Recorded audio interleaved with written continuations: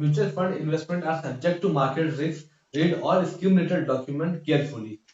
ये लाइन तो आप सबने सुना होगा टीवी पे, मोबाइल्स पे। एंड सचिन तेंदुलकर, धोनी भी आके बोलते हैं कि म्यूचुअल फंड सही है। तो चलिए आज हम जानते हैं म्यूचुअल फंड सही है कि नहीं।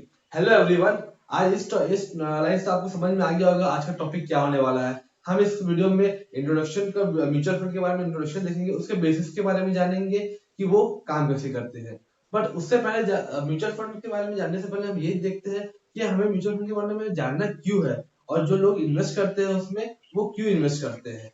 देखिए, इन्वेस्ट करने के चार तरीके होते हैं। नॉर्मली जो सेविंग अकाउंट में इन्वेस्ट करते हैं हम, पहला इन्वेस्टमेंट होता है saving saving account.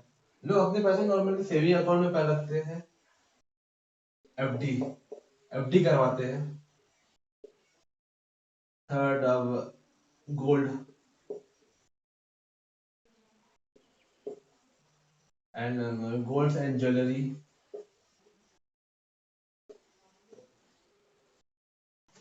And four, real estate.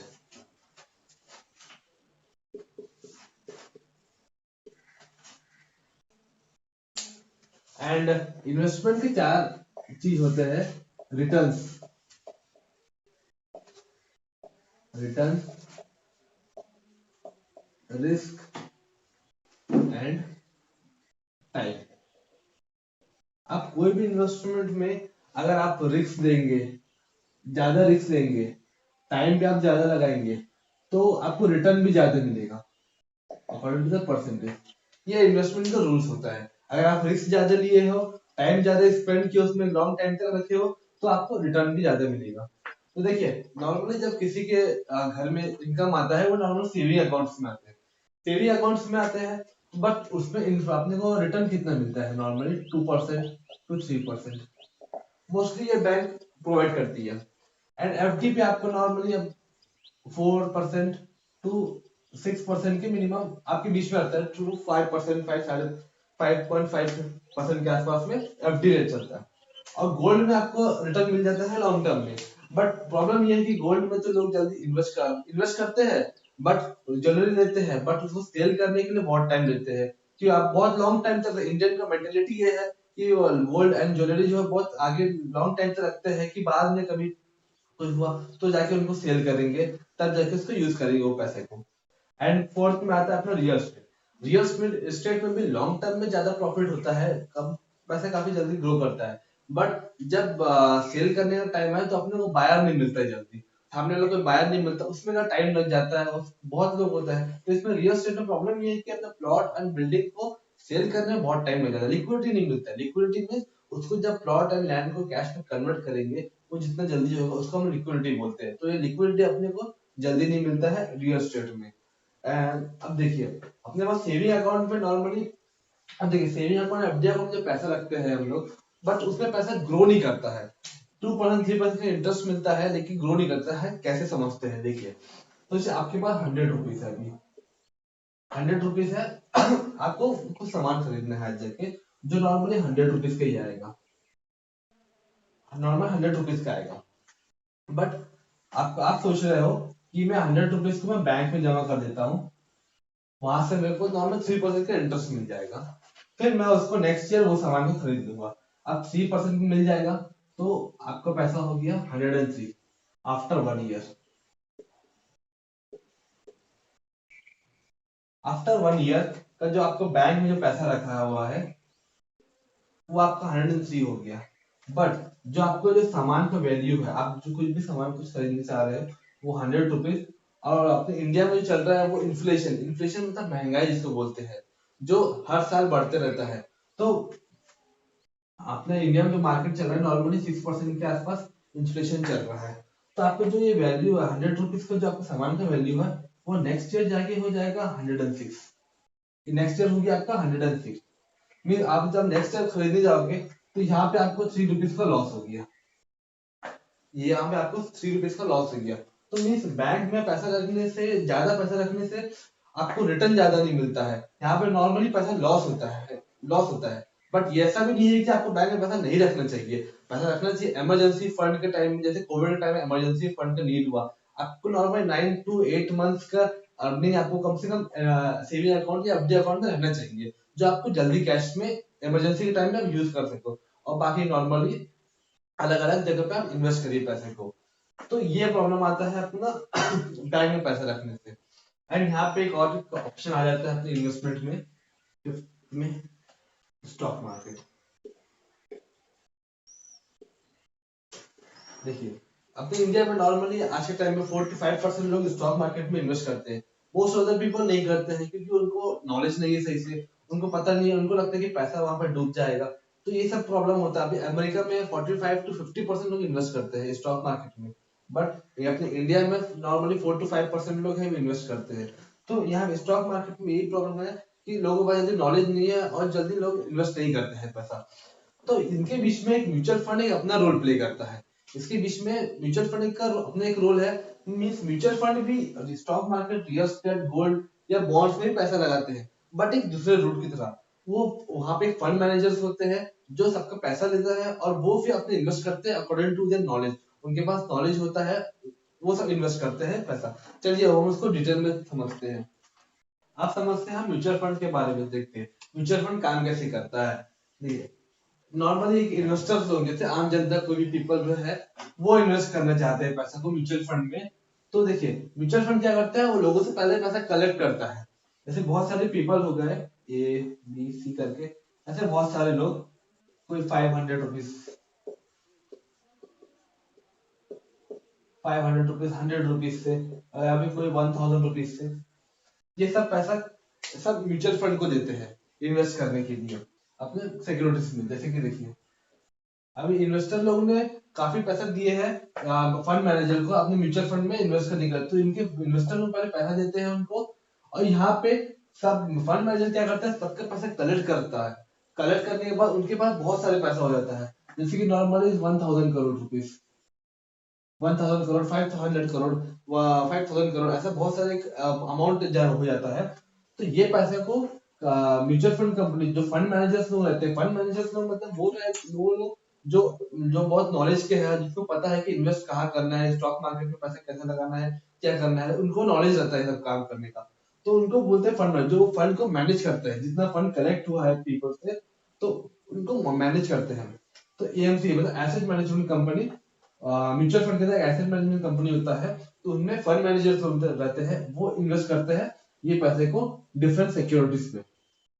जिसका म्यूचुअल फंड में स्कीम्स होते हैं बहुत सारे, नॉर्मली अलग अलग इक्विटी के, बॉन्ड के, रियल एस्टेट के, गोल्ड के, बहुत सारे अलग अलग इन्वेस्ट स्कीम्स होते हैं। अकॉर्डिंग जैसे लोग भी होते हैं वो अपने हिसाब से इन्वेस्ट करते हैं कि इक्विटी में थोड़ा ज्यादा रिस्क है, गोल्ड में थोड़ा कम, बॉन्ड में थोड़ा कम रिस्क है। तो उस हिसाब से लोग फंड मैनेजर को पैसा देते हैं, फिर वो अपने स्कीम पे लगाते हैं, स्कीम पे और सिक्योरिटीज पे लगाते हैं।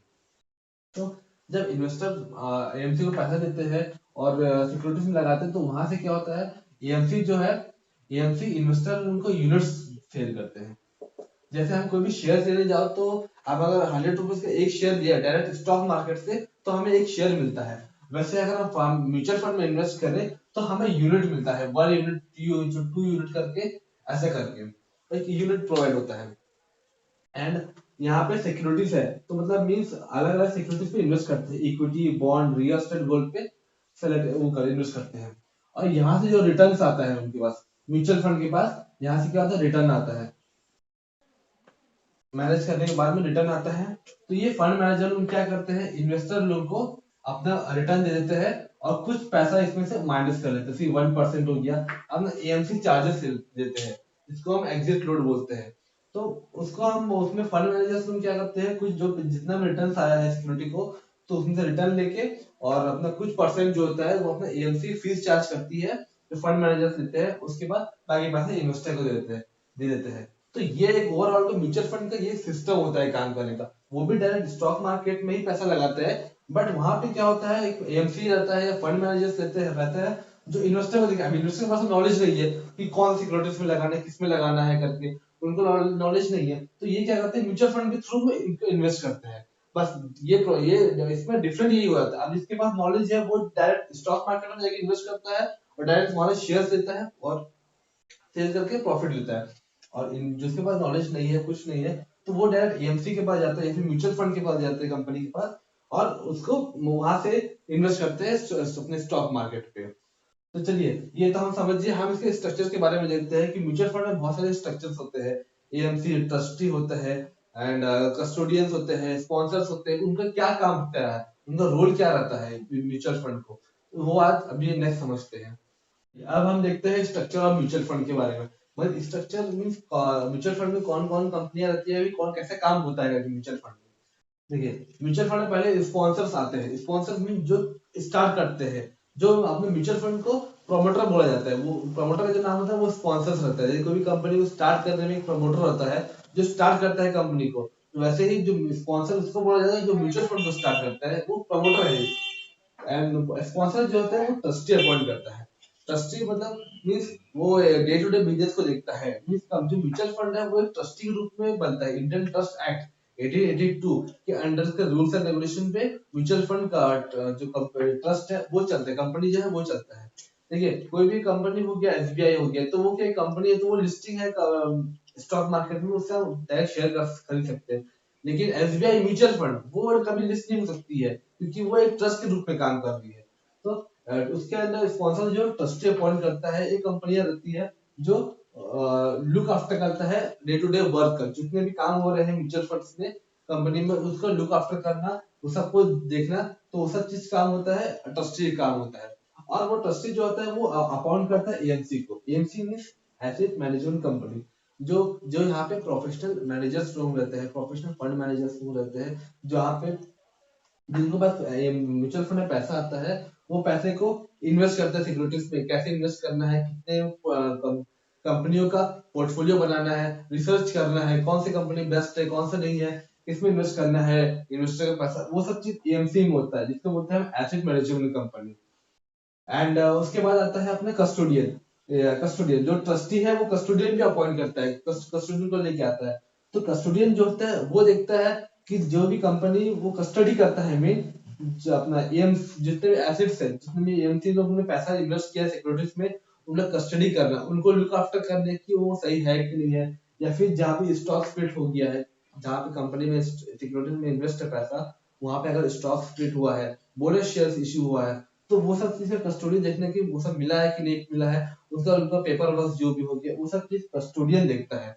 जो जो भी जहाँ पे इन्वेस्ट हो चुका है पैसा, वो सबका लुक आफ्टर कस्टोडियन करता है। एंड उसके बाद आता है रजिस्टर एंड ट्रांसफर एजेंट। देखिए, अब यहाँ तो कस्टोडियन तो वो तो एसेट मैनेजमेंट कंपनी, उनका सबका लुक आफ्टर कर रहा है कि वहां पे शेयर्स है, बोनस शेयर्स मिला है कि नहीं, वो मिला है कि नहीं, स्टॉक स्प्लिट हुआ तो फिर उसका ट्रीटमेंट कैसा करे, वो सब चीज को कस्टोडियन देख लेगा। लेकिन अगर इन्वेस्टर का कुछ प्रॉब्लम हो, क्योंकि इन्वेस्टर का पैसा लगा है उसमें, अब इन्वेस्टर को कुछ प्रॉब्लम हुआ कि उनको कुछ नॉलेज चाहिए, इन्फॉर्मेशन चाहिए, कि उनको कुछ अगर पैसा नहीं मिला है या फिर कोई ट्रांजेक्शन में कुछ प्रॉब्लम्स आया है, तो जिस तरह को म्यूचुअल फंड में बात करना है, तो वो डायरेक्ट एएमसी या फंड मैनेजर की, एएमसी या ट्रस्टी के पास जाके नहीं बोलेंगे कि सर मुझे पैसा नहीं मिला है, ये इसका प्रॉब्लम है, या फिर मेरा ट्रांजेक्शन नहीं हो पा रहा है। तो वो सब चीज जो भी होता है, इन्फॉर्मेशन जो भी लेना है, वो सब चीज जो है वो रजिस्टर एंड ट्रांसफर एजेंट के पास जाएंगे। जो भी नॉर्मल इन्वेस्टर्स होंगे, उनका जो लुक आफ्टर का देखना है, उनका इन्फॉर्मेशन देखना है, उनका बारे में देखना है, तो वो सब चीज रजिस्टर एंड ट्रांसफर एजेंट वो सब काम करते हैं। तो आई होप ये सब तो अपना म्यूचुअल फंड के स्ट्रक्चर के बारे में हो गया है। तो आई होप आपको वीडियो अच्छा लगा हो, आपको म्यूचुअल फंड के बारे में बेसिक सीखने को मिला होगा। तो ये एक अलग प्लेलिस्ट में वीडियो आएगा, म्यूचुअल फंड एक अलग सीरीज आएगा, इसके अंदर और डीप में बहुत सारी नॉलेज है, हम सब सबके बारे में जानेंगे। एंड जो स्टॉक मार्केट बारे में जब चल रहा है, वो एक अलग प्लेलिस्ट पे आएगा। तो आई होप आपको वीडियो अच्छा लगा हो। अगर अच्छा लगा हो तो प्लीज लाइक करिए, शेयर करिए, एंड कमेंट्स करिए। कुछ भी डाउट है तो आप कमेंट्स में बताइए। Thank you.